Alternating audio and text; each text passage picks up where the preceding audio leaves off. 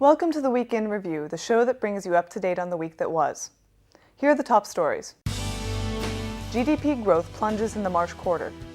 Tata Motors profits rise, but JLR's margins fall. And India moves closer to common engineering entrance exams. First, the big news of the week, the fall in India's economic growth.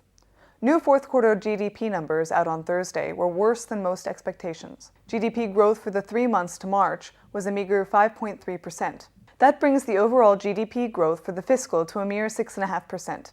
The poor GDP numbers were caused primarily by a dismal performance from manufacturing. That sector saw a 0.3% contraction for the quarter. Other sectors also fared badly, with electricity growing just 4.9% and construction going up by 4.8%. Agriculture did worse, with a growth of just 1.7%. And the plunge in economic growth has prompted several downgrades of India. Morgan Stanley has cut its GDP forecast to 5.7% from 6.3%, and Standard Chartered has slashed its forecast to 6.2% from 7.1%.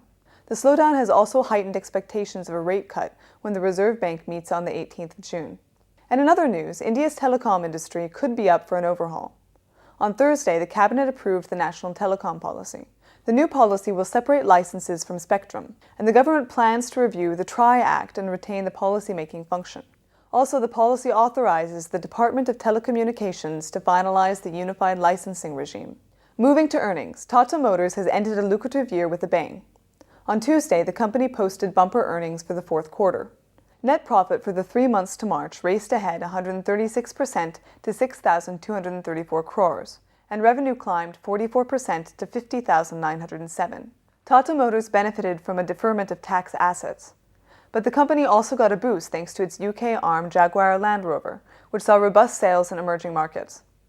But despite the impressive volume growth, investors were disappointed with JLR's profitability. The unit's fourth quarter margins fell to less than 15% from about 20% in the previous quarter. Staying with auto, Mahindra & Mahindra has reported robust earnings for the quarter ending March. Strong volumes and an exceptional gain have boosted the auto company's numbers.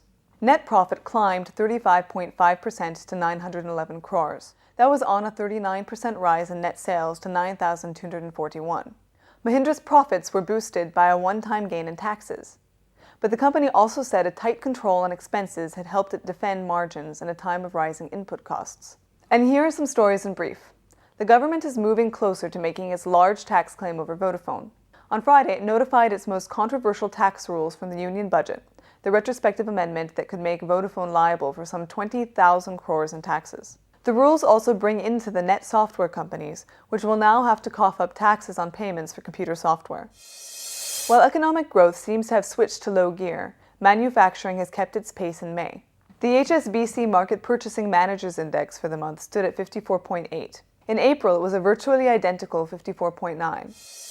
And India is now closer to having common entrance tests for engineering colleges.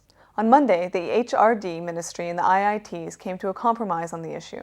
As part of the formula, students will be evaluated on the basis of school marks, and the 2 joint entrance exams through IITs will get to decide what weightage to assign each of these. And finally, the BRICS group of countries has highlighted its role in maintaining global economic stability. Member nations have agreed to disclose how much each of them is contributing to a $430 billion IMF firewall meant to protect the world from a European debt crisis. Earlier, the IMF had said developing countries had together contributed $68 billion. And that's all we have for you. Thank you for watching.